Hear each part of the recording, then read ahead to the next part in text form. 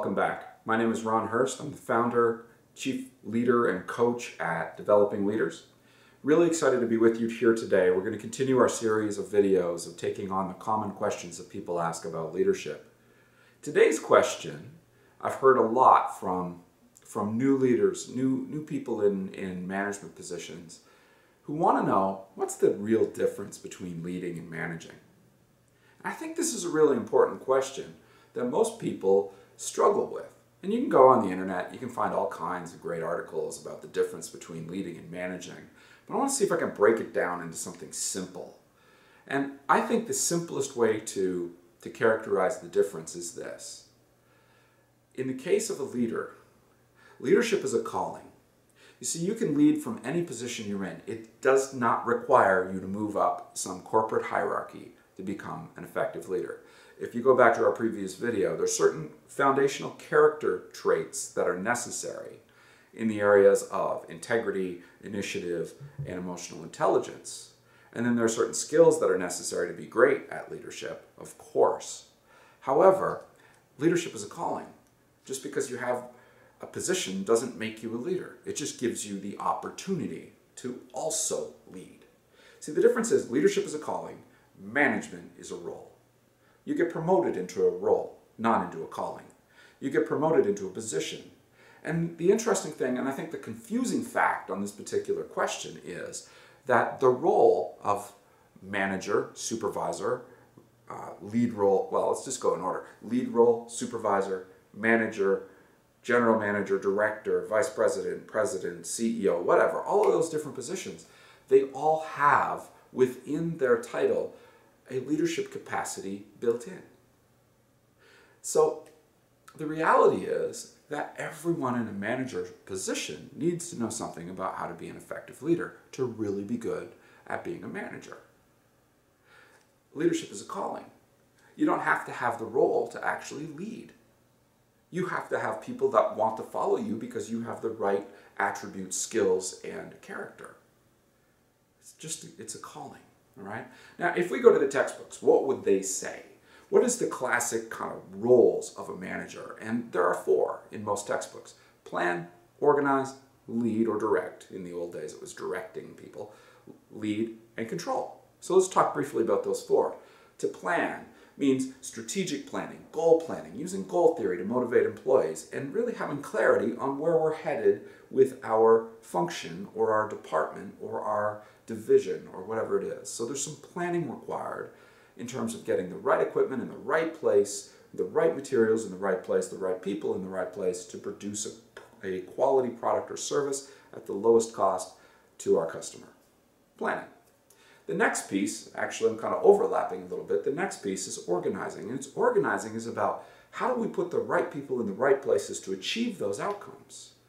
I love Jim Collins' quote from Good to Great when he said, get the right people on the bus, get them in the right seat, get the bus going in the right direction, and hand out transfers to everybody who shouldn't be on the bus. Help them find another career path.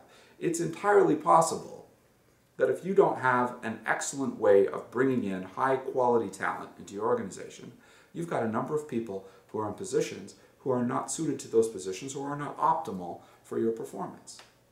And I think that's a tragedy. I think those people would be better served being helped to find an excellent next position. Yeah, and I know some of you won't like me for that, but I'm a performance guy. I think that everyone has a place, and that if we help them find that place, more power to them, more power to us. So, plan, organize. Third is lead.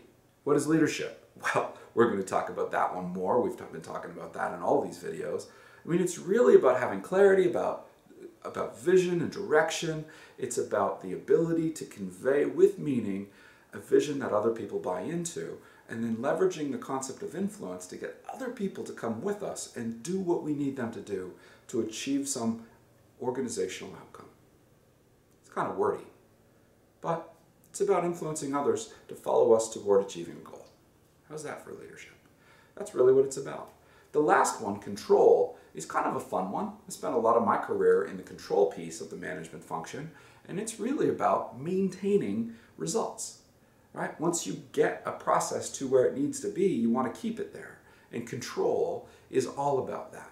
whether you talk continuous improvement or quality methodologies, whatever, control is about maintaining and incrementally improving in an upward direction your performance. So plan, organize, lead, control. Pretty simple. So I talked a little bit about leadership. One of the other things I want to talk about a series of quotes that Warren Bennis put in one of his books on becoming a leader. Just let me get it. So Warren Bennis talks about a leader as somebody who works, let me get my glasses. Sorry about that. Warren Bennis talks about a leader as somebody who works on the system rather than in the system. And I think that's a really important definition, that leaders work on the system, not in the system. Another author, Michael Gerber, wrote The E-Myth.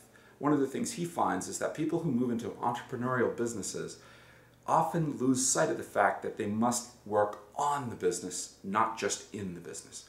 When you're a small business owner, you absolutely have to be the technician doing the work. I get that. However, if you don't work on it as well, if you can't pull your head up out of the day-to-day, you'll never grow your business. And in fact, what Gerber says is that you become the worst boss in the world because you require your employee to work 24/7, never take a day off, never get vacation. It's a really horrible existence. So it's about balance. It's about pulling your head up out of the system so that you can work on it. And here's some of the other things that Mr. Drucker says. The manager administers, the leader innovates. Manager is a copy, the leader is the original. Manager maintains, the leader develops. Developing leaders. Had to get that in. The manager focuses on systems and structure, the leader focuses on people. The manager relies on control, the leader inspires trust. The manager has a short-range view, the leader has a long-range view. And it goes on. It keeps going in this direction where it makes this distinction between the kind of focus on the process manager and the focus on the horizon leader. Now, is that accurate?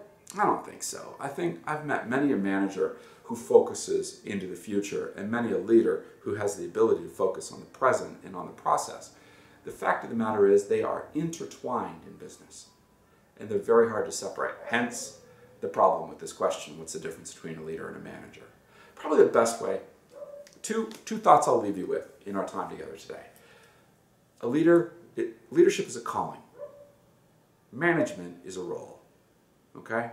Number one difference. I want you to remember that one. Calling versus a role. And then recognize that they're intertwined and that the leader must pull his head up and look around. You know? Just look around, scan the horizon, find the opportunities, find the threats, and then navigate accordingly. Where the manager is focused on the process and making the process hum so that we can continue to have a stable economic engine. All right. Going to sign off with that difference between a leader and a manager.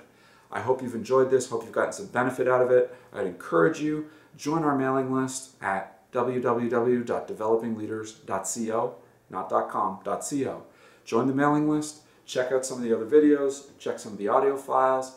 Hey, maybe you want to check into some of our training programs. So we've got a number of different excellent training programs on everything management related and leadership related, believe it or not. As I said, spent many years as a manager, as did my team. So we've got both sides. Highly recommend you check us out. Look forward to seeing you next time. Have a great day.